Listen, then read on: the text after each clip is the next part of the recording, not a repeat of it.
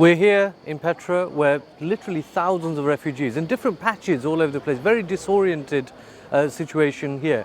Because refugees are not being registered here, there's not a logging system, people that are arriving on the dinghy boats in their groups of families, they're communing together. In this little square here you can see a few hundred Syrian refugees are actually here. Now that's with their little bit of luggage that they could have brought with them, with their children. As you can see to my left, people are washing and hanging up clothes on the fences.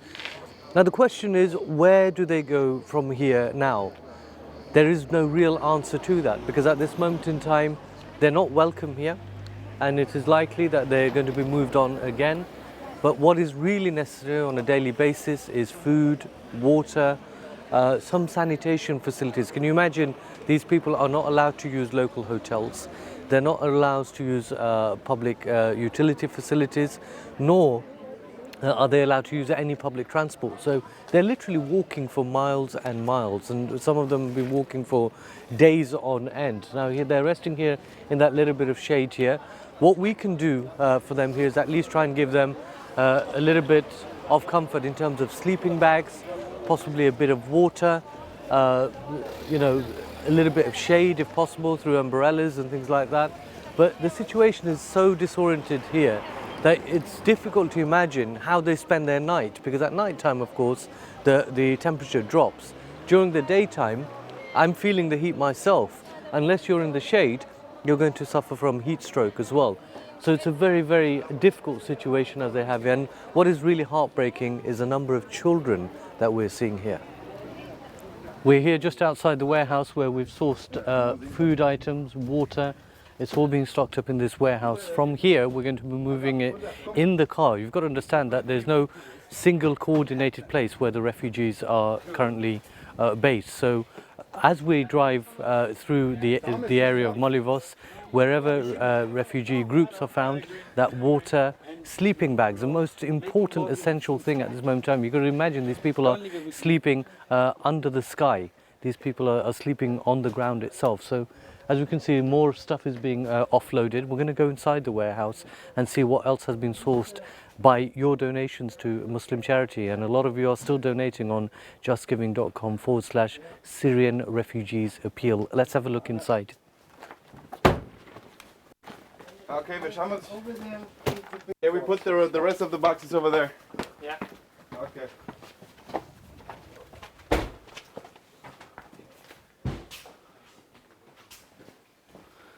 Right, in this room what we have is clothing that's been bought. Some of the clothing has been donated, so you can see it's all piling up here. That's going to be distributed. If we then continue to go into the room, we have other items that have been sourced. You know, some very important things here. If you look in this room, this is what is really going to make a difference to the refugees. You see all these sleeping bags, and then you've got what are usually used as gym mats, but even something like this can bring a lot of comfort for a person who's sleeping or a child that needs to be laid down on the ground. So these gym mats are very, very useful. We've also got these sleeping bags, which are easy to carry sleeping bags, compressed into here. That will be given out to families as well.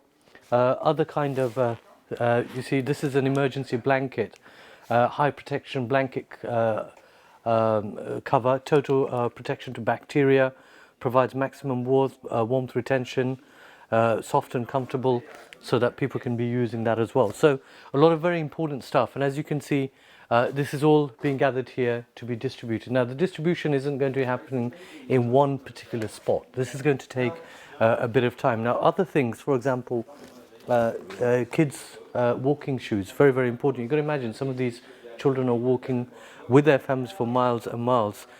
You know, we may not give it as much importance, but even to give a little bit of comfort to a child, even giving them a toy makes all that difference. Now over in this room, what we've got is a collection of shoes of various different sizes. A lot of these have been donated, some of these have been purchased. These are brand new walking trainers, etc. So the idea is this coordinated effort to try and bring about comfort. The key word here is to try and bring about comfort.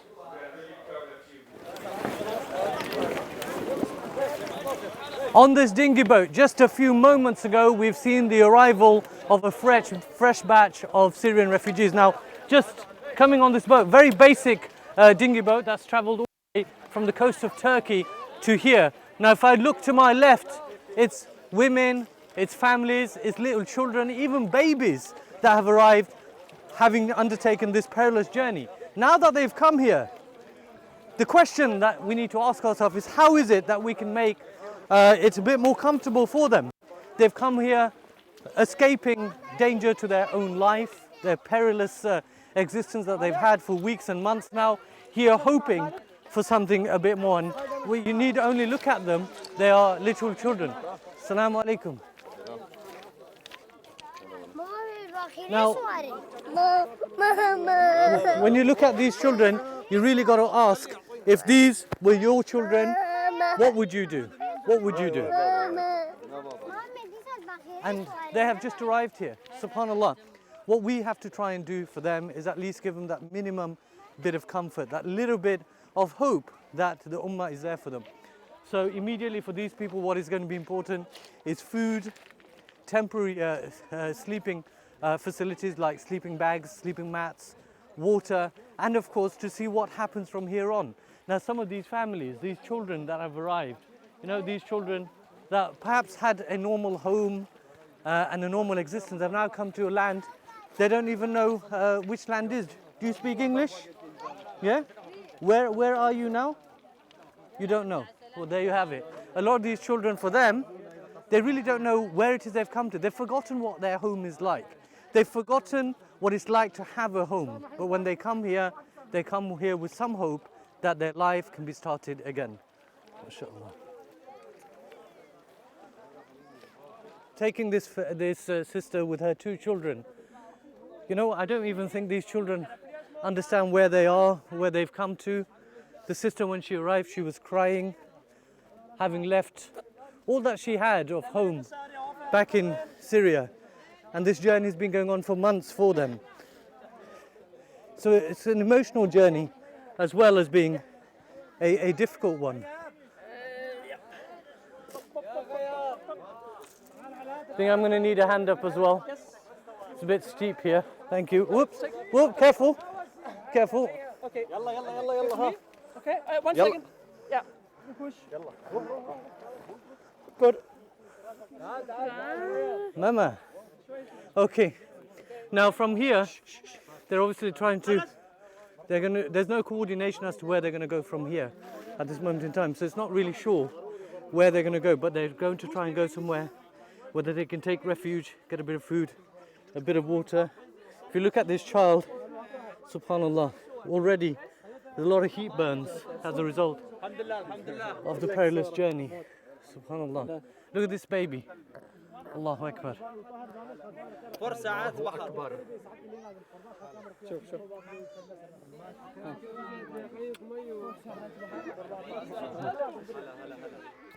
And this is just a handful.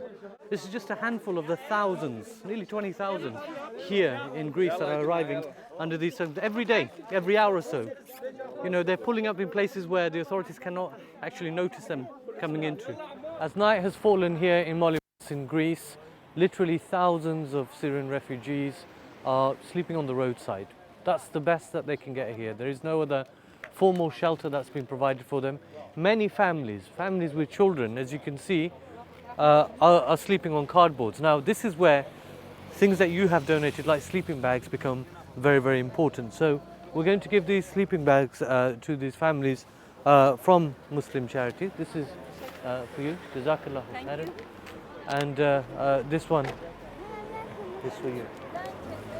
Now, that's just, you know, one example of the dire hardship that these families are having to go through. Now, literally, that's just a couple of that we've given here, and we will continue to give as the night goes on to as many vulnerable families. That's who we are going for first. Of course, every family that is a refugee here is needed. There's no doubt about that. But the most vulnerable, if you can see here, there are little children. these little children, immediately having given them that sleeping bag, they're opening it up, and you know, it is a means for them to get some comfort as the night has fallen and the cold begins to seep in. There you see another mother who's struggling with her child there, and we're going to be giving one to that family as well. And as we go out throughout the night tonight, our duty here is to ensure that as many of the vulnerable families as possible receive at least a sleeping bag. Can you imagine, for those of you who are perhaps watching this particular message on a live appeal sitting at home, I want you to imagine having to spend night after night with your children out on a pavement in the cold, and as the night goes on it gets colder. They've already spent the whole day sitting by the pavement and throughout the night. This is the reality, and that's why it's very important for you, when we appeal to you, to at least give the very basic immediate response items such as sleeping bags, such as blankets, such as, you know, a bit of clothing, etc., that you respond immediately, because now is the time of their greatest hardship. And at this time, if we can't bring them ease, then when will be the right time to respond to them?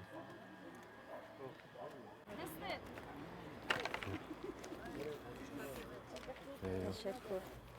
1 year. 1 year old. Wow, subhanAllah, this child is just a 1 year old. Can you imagine the mother with this 1 year old child? You just take a look at what she's been sleeping on here. Sleeping. Empty fruit cartons as they are, bit of cardboard.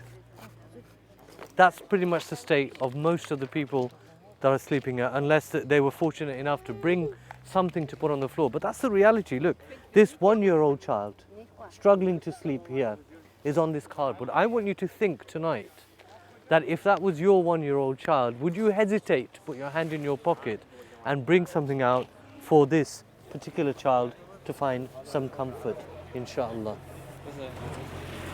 Tonight we're focusing on the most needy and the most vulnerable. Now this young man here, he's travelled all the way from his home, having left everything just with his father. His mother passed away. He's an orphan child. And after we came here, he's been following me for the last few minutes, just asking for something to sleep on. Literally, he doesn't even have that cardboard setup. I don't know how it is that he's spending the night. So inshallah, on behalf of the donors of Muslim Charity, this is what we want to do. We want to be handing them over a little bit of comfort. You know what? It's nothing amazing, this sleeping bag, but what it is, it means the difference between him and his father being comfortable and at least trying to get some rest in these cold nights and some warmth, than not at all. That's the difference. It's the difference of bringing some comfort in this distressing and horrific situation that they're in. Okay?